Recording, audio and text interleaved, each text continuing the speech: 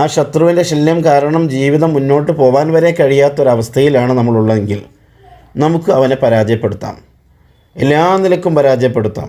കാരണം അവൻ്റെ ശത്രുത നമുക്ക് നേരെ ഉണ്ടാവുകയില്ല. അവനത്തരം വിഷയങ്ങളിൽ നിന്ന് അശക്തനായി പോകുന്ന ഒരു സൂത്രമാണ്. അതാണ് അല്ലാഹു സുബ്ഹാനഹു വ തആലയുടെ അസ്മാഉൽ ഹുസ്നയിലെ 26ാമത്തെ ഇസ്മായ മുദില്ല് എന്നുള്ളത്.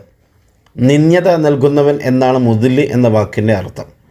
ആ മുദില്ല് എന്ന ഇസ്മ യാ മുദില്ലു യാ അല്ലാഹ്, യാ മുദില്ലു യാ അല്ലാഹ് എന്ന് യാ അല്ലാഹ് ചേർത്തുകൊണ്ട് നമ്മളൊരു 1000 പ്രാവശ്യം ചൊല്ലുക.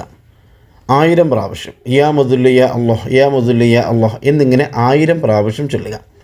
ചൊല്ലിയിട്ട് നല്ലപോലെ അങ്ങ് ദുആ ചെയ്യുക. പടച്ചോനെ, എൻ്റെ കാര്യങ്ങൾക്ക് തടസ്സം നിൽക്കുന്ന, എന്നെ പരാജയപ്പെടുത്താൻ തക്കം പാർത്ത് നിൽക്കുന്ന എൻ്റെ ഏറ്റവും വലിയ ശത്രു അതാരോ ആവട്ടെ, അവനെ നീ